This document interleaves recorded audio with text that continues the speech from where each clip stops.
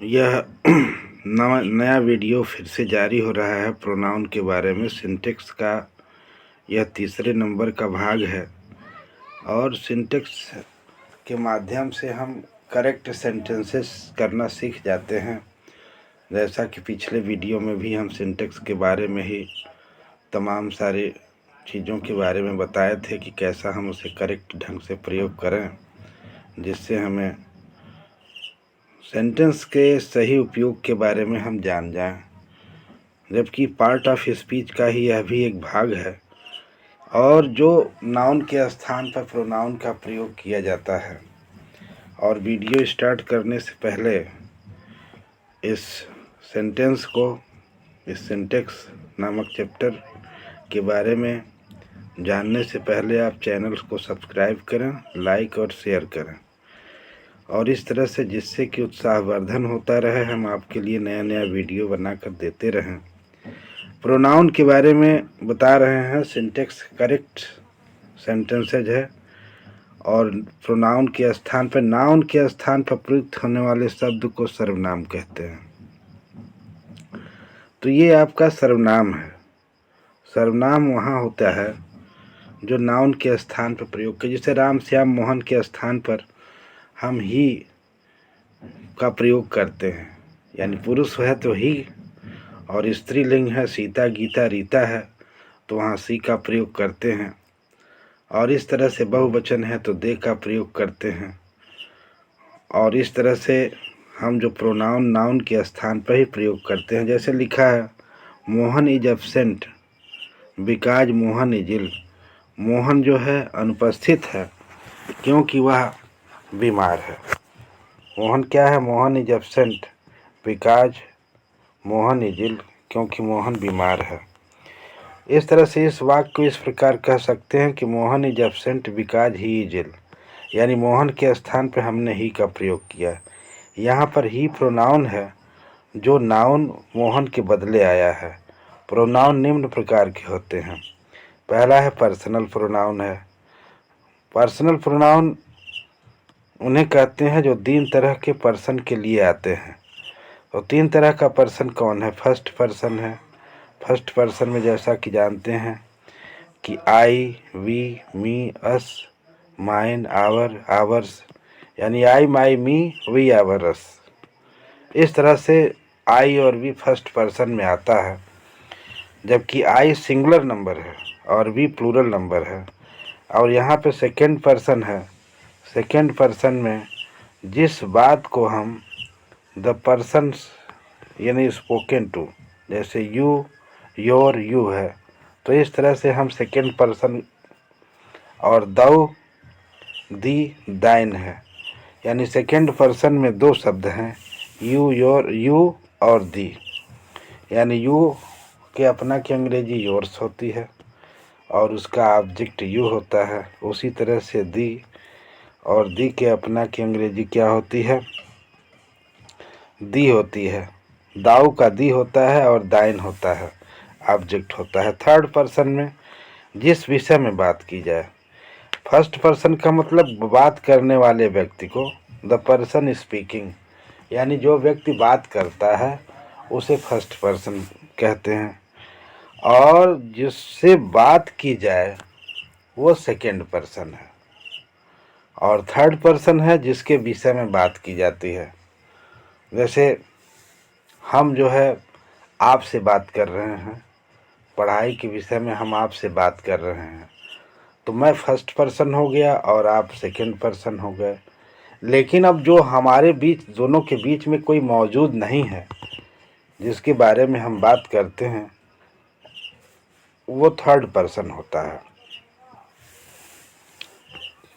तो यहाँ third person जिसके विषय में बात की जाए, the person or things spoken, जैसे ही, सी, इट, दे, यानी ही, सी, इट, यानी he, his, him, she, her, her, it, its, they, their, them, इन सब का प्रयोग होता है।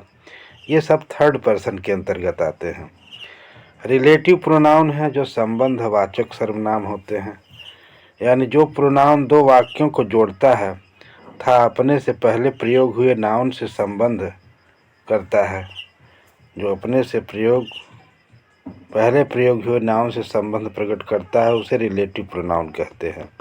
जैसे लिखा है I know the boy who came here, तो यहाँ इस वाक्य में हु शब्द जो है रिलेटिव प्रोनाउन है, यानी हु का जो संबंध है वो बॉय से है, तो रिलेटिव प्रोनाउन यानी बॉय इसका एंटेसेडेंट है, पूर्ववर्ती है, जिससे यह संबंध प्रकट करता है।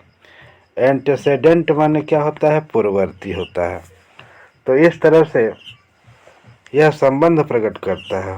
Who, whom, whose, which, what, as, that, ये मुख्य रिलेटिव प्रोनाउन है। तो इस तरह से हम रिलेटिव प्रोनाउन के बारे में जो संबंध प्रकट करते हैं उसके बारे में हम बात कर रहे हैं। यानी रिलेटिव प्रोनाउन वह प्रोनाउन होता है जो दूसरे से संबंध प्रकट करता है, और जैसे हु हो गया, हुम हो गया, हुज हो गया, विच हो गया, what, as, that. That master conjunction होता है जो मुख्य रिलेटिव प्रोनाउन है। इंट्रोगेटिव प्रोनाउन किसे कहते हैं? इंट्रोगेटिव प्रोनाउन जो प्रश्नवाचक सर्वनाम जिसे कहते हैं, जो प्रोनाउन प्रश्न पूछने का कार्य करता है, उसे हम इंट्रोगेटिव प्रोनाउन कहते हैं।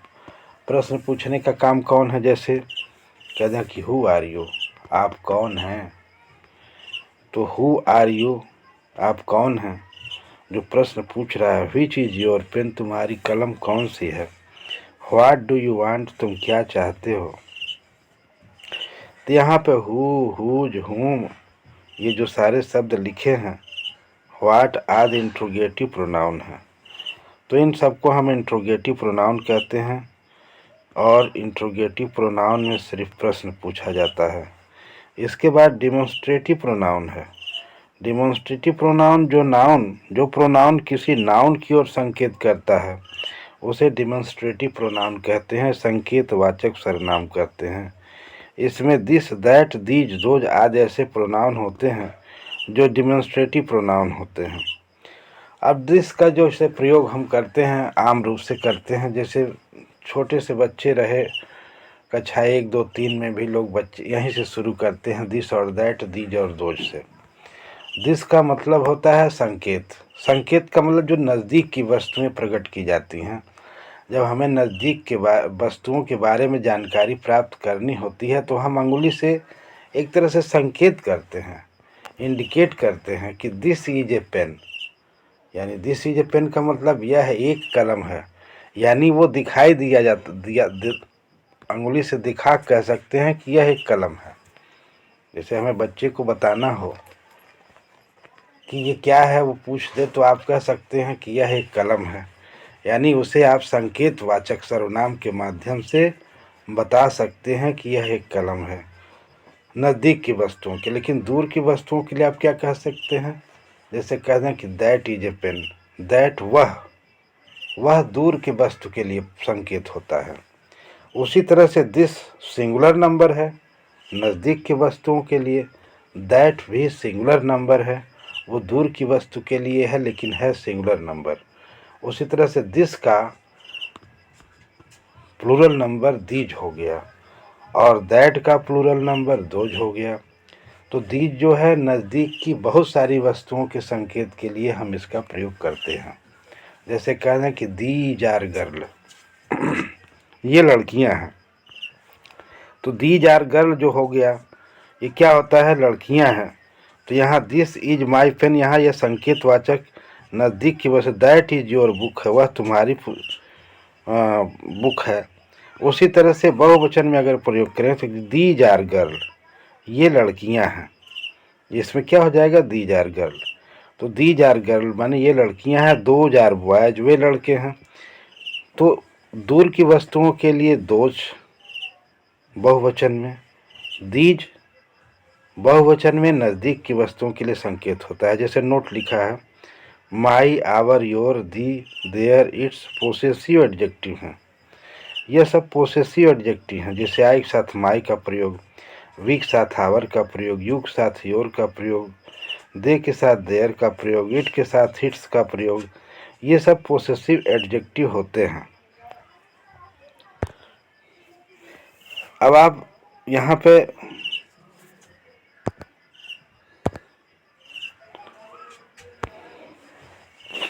रिफ्लेक्सिव प्रोनाउन है। रिफ्लेक्सिव प्रोनाउन, कुछ प्रोनाउन के बाद सेल्फ या सेल्फ लगाकर हम नवीन प्रोनाउन बना लेते हैं, उन्हें रिफ्लेक्सिव प्रोनाउन कहते हैं। रिफ्लेक्सिव प्रोनाउन का मतलब क्या होता है? एक तरह से निजवाचक सर्वनाम कहा जाता है, यानी जो हम अपने की अंग्रेजी के लिए आई के साथ अपना की स्वयं की जो अंग्रेजी है माई सेल्फ है, वी के साथ अपना की अंग्रेजी है आवर सेल्फ, यू के साथ योर सेल्फ है, ही के साथ हिम सेल्फ है, सी के साथ हर सेल्फ है, इट के साथ हिट सेल्फ है, दे के साथ देम सेल्फ का प्रयोग करते हैं। यानी सिंगुलर नंबर के लिए सेल्फ, प्लूरल के लिए सेल्फ का प्रयोग करते हैं। जैसे आई सिंगुलर नंबर है तो आई के साथ माई सेल्फ का प्रयोग करते हैं। वी जबकि प्लूरल नंबर है तो आवर सेल्फ का प्रयोग होता है। यू सिंगुलर नंबर है तो योर सेल्फ का होगा। ही से हिम सेल्फ है प्रयोग है। सी से हर सेल्फ है। इट से इट सेल्फ है और दे से देम सेल्फ है। यानी जब वाक्य का सब्जेक्ट तथा ऑब्जेक्ट एक ही व्यक्ति को रिफ्लेक्स करता हो तो उसे रिफ्लेक्सिव प्रोनाउन कहते हैं। यानी जब सब्जेक्ट और ऑब्जेक्ट एक ही व्यक्ति को इंडिकेट करते हों, सब्जेक्ट और ऑब्जेक्ट एक ही व्यक्ति हों तो उसे हम रिफ्लेक्सिव प्रोनाउन कहते हैं। जैसे लिखा है आई हर्ट माई सेल्फ, मैंने स्वयं अपने आप को चोटिल किया, मैंने स्वयं अपने आप को मार दिया। द बॉय किल्ड हिमसेल्फ, लड़के ने स्वयं अपने आप को मार लिया। तो यहाँ दो लड़का जो है और हिमसेल्फ एक ही व्यक्ति है। द बॉय सब्जेक्ट है, हिमसेल्फ जबकि इसी का ऑब्जेक्ट है, इसी सब्जेक्ट का। और उसी तरह से आई का भी जो ऑब्जेक्ट बनेगा वो माई सेल्फ जो है ये स्वयं इसी का है, तो इसे रिफ्लेक्सिव प्रोनाउन कहते हैं। यानी जब रिफ्लेक्सिव प्रोनाउन उस प्रोनाउन से सटा हुआ होता है जिससे वह बनता है अथवा सब्जेक्ट द्वारा की गई क्रिया का परिणाम प्रत्यावर्तित होकर सब्जेक्ट को प्रभावित करता है तो इम्फेटिक प्रोनाउन कहते हैं। ऐसे प्रोनाउन को इम्फेटिक प्रोनाउन कहते हैं। जैसे I wash my clothes myself, मैंने अपना कपड़ा स्वयं अपने ही साफ किया। He is himself responsible for his failure, यानी वह स्वयं ही जिम्मेदार है। हिज फेल्योर माने अपनी असफलता का वह स्वयं जिम्मेदार है। आई माई सेल्फ, मैं स्वयं ही। डिड इट, मैंने यह स्वयं ही किया। She herself prepared the food, उसने स्वयं ही भोजन तैयार किया। यहाँ पे सी क्या हो गया? सी के साथ अपना की अंग्रेजी हर सेल्फ है। उसी तरह से ये स्वयं अपने की अंग्रेजी आई वॉश माई सेल्फ क्लॉथ, मैंने स्वयं अपना कपड़ा स्वयं साफ किया। यानी ऐसे रिफ्लेक्सिव प्रोनाउन जो इम्फेटिक रूप में परिणाम प्रत्यावर्तित होकर सब्जेक्ट को प्रभावित करते हैं उसे इम्फेटिक प्रोनाउन कहते हैं। तो I ask my clothes myself और he is himself responsible for his failure, वह स्वयं ही जिम्मेदार है, अपनी असफलता के लिए स्वयं जिम्मेदार है। I myself did it, मैं स्वयं इसे किया। She herself prepared the food, उसने स्वयं ही भोजन तैयार किया। अब इसके बाद छठवां नंबर है इंडेफिनिट प्रोनाउन, अनिश्चयवाचक सर्वनाम कहते हैं। कभी कभी प्रोनाउन किसी निश्चित नाउन के बदले में न आकर अनिश्चित नाउन के लिए आते हैं। जैसे ऐसे प्रोनाउन को इंडेफिनिट प्रोनाउन कहते हैं। कभी प्रोनाउन किसी निश्चित नाउन के बदले में न आकर अनिश्चित नाउन के लिए आते हैं। जैसा कि हमने इंडेफिनिट प्रोनाउन के बारे में बताया है इसके पहले भी। One must loves one's country, वो एक व्यक्ति को अपने देश से स्वयं प्रेम करना चाहिए।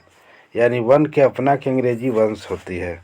जैसे ही के साथ अपना की अंग्रेजी हिज होती है, सी के साथ अपना की अंग्रेजी हर होती है, आई के साथ माई होता है और दे के साथ देयर होता है। इसी तरह वन के साथ अपना की अंग्रेजी वंस होती है। सम आर बार्न पोएट्स, कुछ कवि ही पैदा होते हैं, कुछ लोग कवि पैदा होते हैं। तो यहाँ पर इंडेफिनिट प्रोनाउन में कौन कौन से हैं? आल है, मच है, लिटिल है, वन है, सम है, नन है, फ्यू है, मेनी है, एनी है। इसी प्रकार के प्रोनाउन है। इसके बाद है डिस्ट्रीब्यूटिव प्रोनाउन।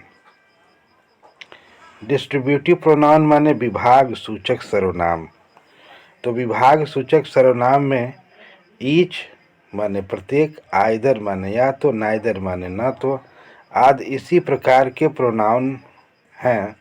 जैसे each of the girls got a रिवाज, प्रत्येक लड़कियों ने पुरस्कार पाया। तो ईच जो लिखा है ये डिस्ट्रीब्यूटिव प्रोनाउन है, यहाँ ईच का प्रयोग है, डिस्ट्रीब्यूटिव प्रोनाउन है। Neither of the to bats is good, यानी दोनों बैट्स में से अच्छा नहीं है, नहीं कोई अच्छा नहीं है। Either of the two roads leads to the station, या तो दोनों सड़कें स्टेशन जाती हैं। तो ये विभाग सूचक सर्वनाम है। रेसिप्रोकल प्रोनाउन कहा जाता है। रेसिप्रोकल प्रोनाउन है, यह प्रोनाउन पारस्परिक संबंध को व्यक्त करने के लिए प्रयुक्त होते हैं, यानी परस्पर संबंधवाचक सर्वनाम इसे कहते हैं। तो परस्पर संबंधवाचक सर्वनाम में क्या है? Arun and Varun help each other, Arun और वरुण एक दूसरे की मदद करते हैं, प्रत्येक एक दूसरे की। तो यहाँ ईच अदर के लिए रेसिप्रोकल प्रोनाउन का प्रयोग है। We are the four friends, हम चार मित्र हैं। We love one another, हम एक दूसरे से प्रेम करते हैं। ईच अदर का प्रयोग दो व्यक्तियों के बीच में होता है। अब दो से अधिक लोगों के लिए वन एन अदर का प्रयोग होता है। जैसे चार मित्र हैं तो वन एन अदर हो जाएगा, लेकिन दो ही हैं, अरुण एंड वरुण है, तो वहाँ ईच अदर का प्रयोग करते हैं। उसी तरह से यहाँ है रूल्स रिलेटिंग टू प्रोनाउन, ऐसे प्रोनाउन जो संबंधवाचक हैं। जैसे किसी भी प्रोनाउन या पर्सन, नंबर तथा जेंडर अपने पूर्ववर्ती नाउन के अनुसार होता है। रूल एक में किसी प्रोनाउन का पर्सन, नंबर और जेंडर। पर्सन माने जानते हैं, नंबर माने भी, जेंडर माने। जैसे every son should obey his parents, every son प्रत्येक पुत्र को अपने माता पिता की आज्ञा का पालन करना चाहिए। तो यहाँ एवरी सन हो गया।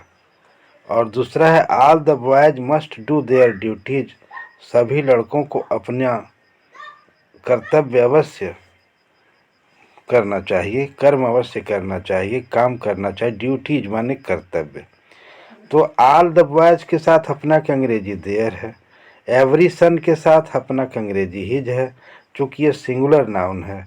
और all the boys must do their duties, सभी लड़कों को अपना कर्तव्य पूर्ण करना चाहिए। तो यहाँ आल का प्रयोग अपने के लिए, देयर का प्रयोग है।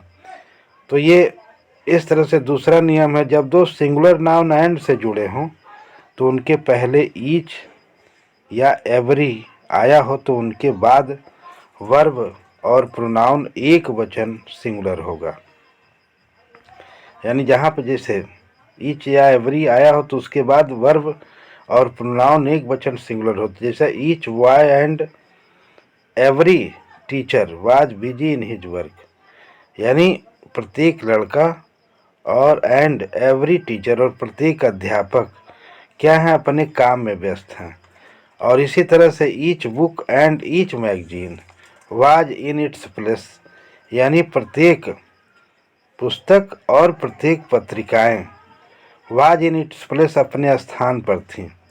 उसी तरह से तीसरा है, जब दो या दो से अधिक सिंगुलर नाउन को or comma either dash dash or neither dash dash nor से जुड़े हों।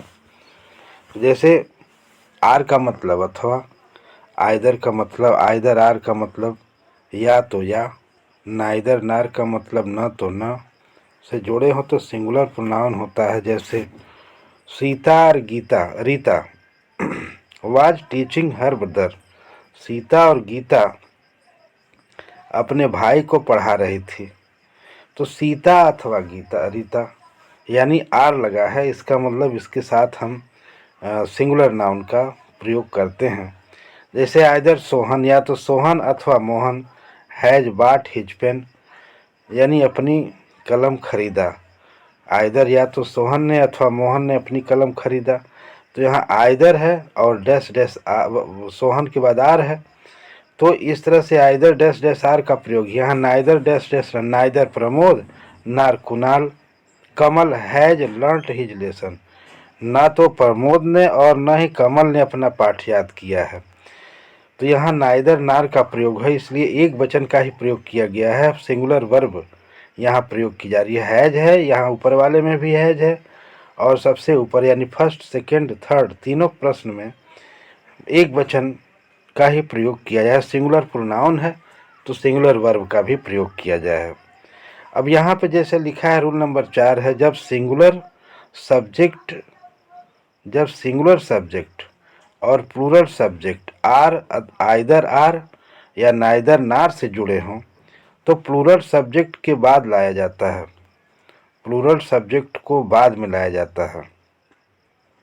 जैसे प्रोनाउन अपने पास वाले नाउन के अनुसार आता है, प्रोनाउन अपने पास वाले नाउन के अनुसार। जैसे either Sohan or his friends forgot their books, या तो सोहन ने अथवा उसके मित्रों ने अपनी पुस्तकें भूल गए।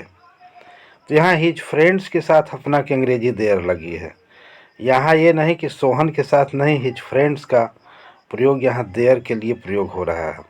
Neither Kusum nor her brothers failed in doing their work, ना तो कुसुम और ना ही उसका भाई, फेल्ड माने असफल हुआ, डूइंग देयर वर्क अपने काम से। तो यहाँ देयर का प्रयोग भी ये एक तरह से है, जो यहाँ हर ब्रदर्स बहुवचन के से कर्ता से संबंधित है। पांचवा है, जब दो या तीन प्रोनाउन का प्रयोग एक ही वाक्य में करने पर इस प्रकार लाया जाता है, जैसे सेकेंड थर्ड फर्स्ट, यानी इसका प्रयोग इसका कैसे होता है 231 के आधार पर। 231 का मतलब ये 231 सेकेंड पर्सन हो गया, और तीसरा हो गया ये थर्ड पर्सन, और इसके बाद ये फर्स्ट पर्सन, यानी इस तरह से हम इसका प्रयोग करते हैं। इसे हम 231 का नियम भी कहते हैं। जैसे लिखा है, you he and I are fast friend.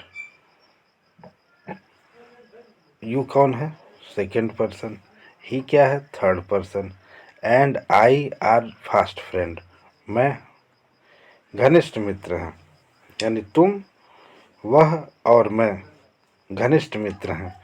तो यहाँ बहुवचन के साथ प्रयोग हो रहा है, लेकिन यहाँ पर 231 का प्रयोग हो रहा है। क्यों? क्योंकि ये सब सिंगुलर नंबर में है।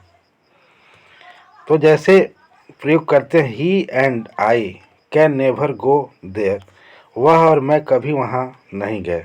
यहाँ यानी 31 सिर्फ है, यहाँ 31 सिर्फ है, यानी 231 नियम का जो भी प्रयोग होगा, इसमें अगर जो भी मिल रहा है सेकंड पर्सन मिल रहा है और फर्स्ट पर्सन मिल रहा है तो 21 हो गया। अगर जो सेकंड और थर्ड ही मिल रहा है तो 23 नियम हो जाएगा। तो यहाँ 31 का नियम हो गया, यानी थर्ड और फर्स्ट ही है तो 31 ही सिर्फ रहेगा। You and I, you and I में क्या है? 21 हो गया। कहने का मतलब यू एंड आई, तुम और मैं, मस्ट गो देयर, वहाँ जाना चाहिए। You and he can do this work, तुम और वह इस काम को कर सकते हो। तो यहाँ पर भी क्या हो गया? 23 नंबर प्रयोग हो रहा है, यानी 23 हो रहा है। इस तरह से हम वाक्य को क्या करते हैं? प्रयोग करते हैं, और हम नियम के आधार पर सही चुनाव करते हुए सिंटेक्स का प्रयोग करते हैं। अब रूल नंबर 6 है, यदि किसी नाउन या प्रोनाउन के बाद फर्स्ट का प्रयोग होता है तो उसके साथ आने वाला प्रोनाउन फर्स्ट पर्सन प्लूरल में आता है, और यदि किसी थर्ड पर्सन के साथ यू का प्रयोग हो तो सेकेंड पर्सन को प्रोनाउन आता है। जैसे Pramod and I should learn our lesson, यानी प्रमोद और मैं, यानी प्रमोद को और हमको अपना पाठ याद करना चाहिए।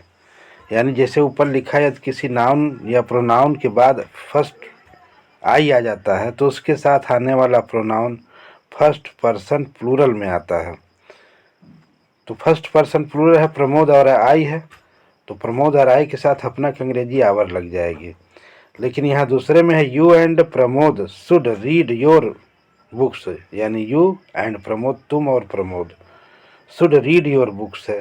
तो यहाँ यू का और प्रमोद का जो संबंध है ये योर के साथ हो जाएगा, इस तरह से योर हो जाएगा। 7वां है, अगर तीनों पर्सन एक साथ प्रयोग में किए गए हों तो उनके साथ फर्स्ट पर्सन बहुवचन प्रोनाउन आता है। जैसे you, he and I must do our work, यानी तुम, वह और मुझे अपना काम करना चाहिए। तो यू, ही एंड आई, अब आई के साथ है तो आवर का प्रयोग करेंगे। इसके बाद रूल नंबर 8 है, यदि किसी वाक्य में to be verb am, is, are, was, were आदि का कॉम्प्लीमेंट कोई प्रोनाउन है। कॉम्प्लीमेंट क्या है? कॉम्प्लीमेंट का मतलब होता है पूरक। कॉम्प्लीमेंट का मतलब क्या होता है? पूरक। यानी इनकरेक्ट में क्या होगा? इट इज मी, पूरक हो तो सदैव नॉमिनेटिव केस होता है। जैसे इनकरेक्ट में है it is me who can help you, तो इट इज मी है, हु कैन हेल्प यू, तो यहाँ मी का जो संबंध है वो आई है, इट इज आई हो जाएगा, who can help you, it is I हो जाएगा, हु कैन हेल्प यू, जो तुम्हारी मदद कर सकता है। ये सही है। तो इस तरह से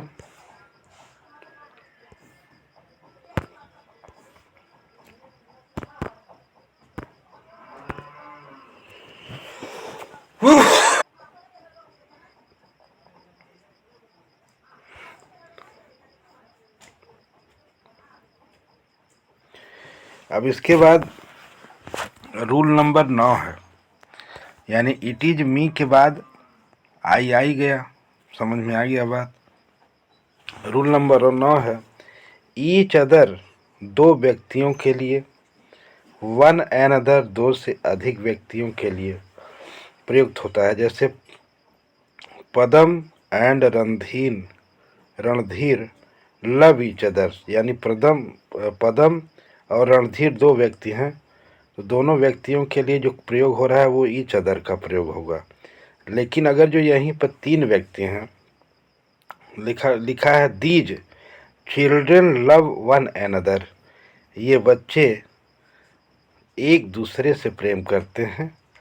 यानी 3 आर मोर, 3 या ज़्यादा हों, 3 का हम प्रयोग करते हैं। रूल नंबर 10 है, जब रिलेटिव प्रोनाउन क्रिया का सब्जेक्ट हो तो क्रिया रिलेटिव प्रोनाउन के एंटीडेसेंट पूर्ववर्ती के नंबर और पर्सन के अनुसार होती है। जैसे पहला में है incorrect, it is I who is your friend, तो इट इज आई है, तो यहाँ पे इट इज आई है तो आई हु के बाद एम का प्रयोग होगा। चूँकि आई के साथ एम का प्रयोग होता है तो यहाँ इसलिए लिखा है it is I who am your friend, यह मैं ही हूँ जो तुम्हारा मित्र हूँ, तो इसलिए आई के साथ एम का प्रयोग होगा, इज का प्रयोग नहीं होगा। आई के साथ एम का प्रयोग होता है तो एम क्या। उसी तरह से इसे इनकरेक्ट है में दूसरा है, this is one of the boys who has stolen the books, तो this is one of the boys, boys क्या है? बहुवचन है, और बॉयज के साथ बहुवचन के साथ सहायक क्रिया हैव लगती है, इसलिए यहाँ हैव हो गया। उसी तरह से रिलेटिव प्रोनाउन हु का प्रयोग प्रायः मनुष्यों के लिए आता है। जैसे the boy who is seating in the corner reads in my class, यानी जो लड़का कोने में बैठा है मेरी कक्षा में पढ़ता है। ही हु वॉक्स अर्ली, वह जो सुबह टहलता है in the morning gets energy ऊर्जा प्राप्त करता है। तो इस तरह से हम सिंटेक्स के अंतर्गत जो प्रयोग हम करते हैं वो क्या होता है, सिंटेक्स के अंदर जो हम प्रयोग कर रहे हैं वो करेक्ट सेंटेंसेस के बारे में जान रहे हैं। यहाँ लिखा है हुम, जिसे, जिसको, जिन्हें, जिनको का प्रयोग व्यक्तियों के लिए किया जाता है। हुज माने जिसका, जिनका का प्रयोग साधारणतः व्यक्तियों के लिए किया जाता है, किंतु कभी कभी इसका प्रयोग निर्जीव वस्तुओं के लिए भी होता है। जैसे दिस इज़ द बॉय हुम आई लव, यह वही लड़का है जिसे मैं प्रेम करता हूँ। आई नो द वोमेन, मैं उस औरत को जानता हूँ। हुज हस्बैंड वाज अरेस्टेड, जिसका पति गिरफ्तार हो गया था। द सन हुज रेज, और किरणें जो सूर्य जो किरणें देती हैं, हुज रेज जिसकी किरणें, गिव लाइफ जीवन प्रदान करती हैं, टू द अर्थ पृथ्वी को जीवन प्रदान करती हैं। Is a source of energy, जो ऊर्जा का स्रोत है।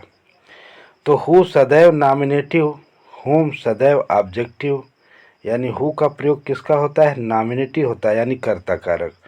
होम सदैव ऑब्जेक्टिव का मतलब कर्म कारक होता है। हुज सदैव पोसेसिव केस, यानी संबंधवाचक मामलों में प्रयोग होता है। और विच का प्रयोग वस्तुओं तथा जानवरों के लिए होता है। जैसे I have last the book, मैंने पुस्तक खो दिया। यहाँ मैंने पुस्तक खो दिया। विच आई बाट यस्टरडे, जिसे मैंने कल खरीदा था। इस तरह से द हार्स विच आई बाट हैज वन द रेस, घोड़ा जिसे मैंने खरीदा था was one has won the race, race जीत गया।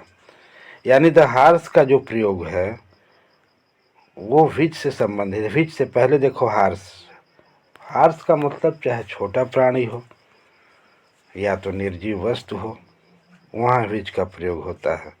जैसे I have last the book, which से पहले बुक है, यहाँ भी बुक है, यहाँ विच से पहले हार्स है। छोटा प्राणी हो, बड़ा प्राणी हो, कोई हो, व्यक्ति ना हो सिर्फ, तो यहाँ विच का प्रयोग हो जाएगा। इस तरह से 14 नियम है। दैट का प्रयोग व्यक्तियों वस्तुओं के दोनों के लिए होता है। यानी दैट जो होता है वो मास्टर कंजक्शन है। कौन सा conjunction, master conjunction. Uneasy lies, uneasy, uneasy हो जाता है। बेचैनी होती है the head that wears the crown, यानी बेचैनी जो होती है, चिंता पड़ी रहती है, सिर पर रहती है। दैट वियर्स द क्राउन, जो ताज पहनता है, ताज पहनने वालों के सर पर बेचैनी रहती है। द प्लेन, वह aeroplane, that landed in minute, वह प्लेन जो अभी 1 मिनट पहले लैंड हुआ, उतरा। कम फ्रॉम मुंबई, मुंबई से आया है। जब एंटेजेंट्स पूर्ववर्ती के पहले सेम या सच शब्द का प्रयोग हो तो उसके बाद साधारणतः रिलेटिव प्रोनाउन में एज आता है, यानी सम और सच के बाद एज का प्रयोग होता है। जैसे लिखा है this is the same pen which I gave you, तो यहाँ पे क्या हो जाएगा, this is the same pen as हो जाएगा। यहाँ विच के स्थान पर as, this is the same pen as I give you, यानी सेम के बाद क्या प्रयोग होता है, एज, और सच के बाद भी एज का प्रयोग होता है। जैसे such boys who are careless suffer in their life, ऐसे बच्चे जो जीवन में लापरवाह होते हैं, जीवन में कष्ट उठाते हैं। तो such boys as are careless suffer in their life, ऐसे बच्चे जो जीवन में लापरवाह होते हैं क्या उठाते हैं, कष्ट उठाते हैं। उसी तरह से है हु अथवा विच के स्थान पर रिलेटिव प्रोनाउन दैट का प्रयोग निम्नलिखित अवस्थाओं में किया जाता है। जैसे सुपरलेटिव डिग्री के एडजेक्टिव के पश्चात जैसे this is the best that he could do, यही सबसे अच्छा है जो वह कर सकता था। All, any, none, nothing, only आदि शब्दों के पास जैसे all that glitters is not gold, सभी चीज़ें चमकने वाली सोना नहीं होती। और you may take any pen, तुम कोई भी कलम ले सकते हो। दैट यू लाइक, जिसे तुम पसंद करते हो। यहाँ पर तीसरा है देयर इज नथिंग, यहाँ ऐसा कुछ नहीं है। दैट अट्रैक्ट्स मी, जो मुझे आकर्षित करता है। Man is the only animal, आदमी ही एक ऐसा जानवर है। That can use his intelligence, जो अपनी बुद्धिमत्ता का प्रयोग करता है। यहाँ हु और व्हाट आदि इंट्रोगेटिव प्रोनाउन के पश्चात हैं। तो व्हाट इज इट, क्या है। दैट मेक्स यू फियरलेस, वह क्या चीज़ है जो तुम्हें निर्भीक बनाती है। हु एम आई, कौन मैं हूँ। दैट शुड हेल्प यू, जो तुम्हारी मदद करना चाहिए। मैं कौन हूँ कि मैं तुम्हारी मदद करना चाहिए। तो यहाँ पे ये इंट्रोगेटिव प्रोनाउन के अंतर्गत हु और व्हाट आदि है प्रयोग करते हैं। इसके बाद है दो एंटीडेसेंट के पश्चात जब उनमें से एक व्यक्ति को तथा दूसरा किसी जानवर वस्तु को इंगित करता है, जैसे the boy and his dog, यानी लड़का और उसका कुत्ता। That had entered my house, जो मेरे घर में प्रवेश कर गए थे। वेयर लॉक्ड, बंद हो गए थे। उसी तरह से दो एंडसेंट के पश्चात जानवर और वस्तु को इंडिकेट करता है व्यक्ति को, एक व्यक्ति को दूसरा जानवर को इंडिकेट करता है। तो इस तरह से हम प्रयोग करते हैं दैट का। रूल नंबर 17 रिलेटिव प्रोनाउन को जितना संभव हो सके अपने एंटेसेंट के समीप रखना चाहिए, जितना संभव हो समीप रखना चाहिए। जैसे the watch which I bought yesterday was last, यानी जिस कलम को मैंने खरीदा था, कहने का मतलब जिस कलम को मैंने खरीदा था वो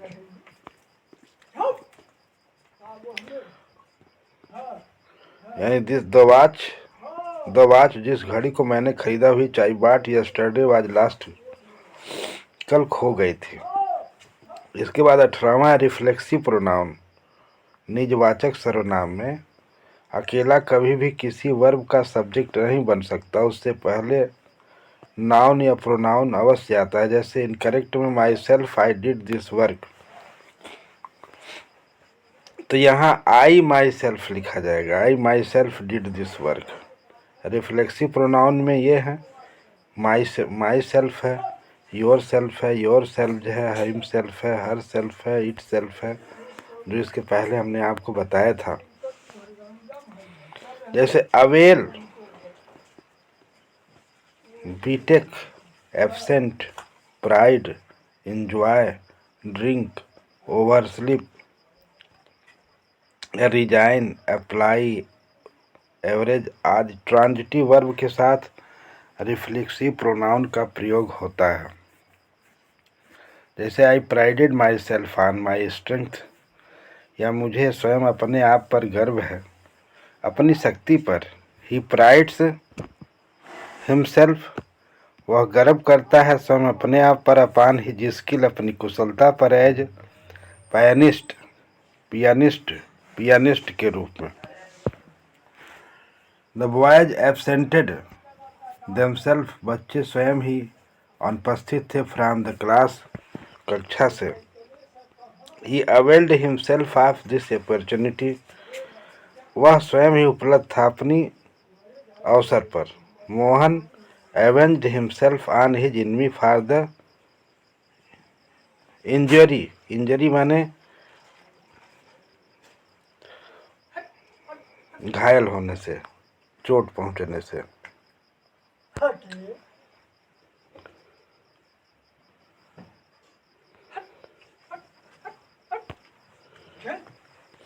इसके बाद है we enjoyed our self in their fair. हम आनंद स्वयं लेते हैं, फेयर माने मेले में। और रूल नंबर 20 है आइदर नाइदर दो वस्तुओं या व्यक्तियों के संबंध में प्रयोग होता है या दो से अधिक वस्तुओं या व्यक्तियों के संबंध में एनी और नन का प्रयोग होना चाहिए। जैसे either of you can take it, या तो तुम इसे कर सकते हो। Neither of the two pens is cheap, दोनों कलमों में से neither of the two pens, दो कलमों में से न तो सस्ती हैं, सस्ती नहीं है। नन ऑफ द 5 बॉयज, 5 बच्चों में नहीं कैन डू दिस वर्क, 5 बच्चों में किसी ने यह काम नहीं कर सकता है। तो नन का जो प्रयोग है। रूल नंबर 21 है अगर वाक्य में इंडेफिनिट प्रोनाउन वन का प्रयोग हुआ हो तो अंत तक प्रोनाउन के स्थान पर वंस का प्रयोग होता है। वंस, वंस अपने की अंग्रेजी, जैसे one should do his duty, तो one should do one's duty, एक व्यक्ति को स्वयं अपना काम करना चाहिए। रूल नंबर 22 है देन और एज के पश्चात आने वाले प्रोनाउन की स्थिति तथा अर्थ के अनुसार नॉमिनेटिव तथा ऑब्जेक्टिव केस में भी इसका प्रयोग हो सकता है। जैसे I am not as rich as he is, nominative है, मैं उतना धनी नहीं हूँ जैसा कि वह है। He likes you better than he me, वह तुम्हें अच्छा समझता है, अच्छा पसंद करता है। बेटर अच्छा मालूम, देन ही लाइक्स मी, जितना कि वह मुझे चाहता है। तो ये ऑब्जेक्टिव है और ये नॉमिनेटिव है।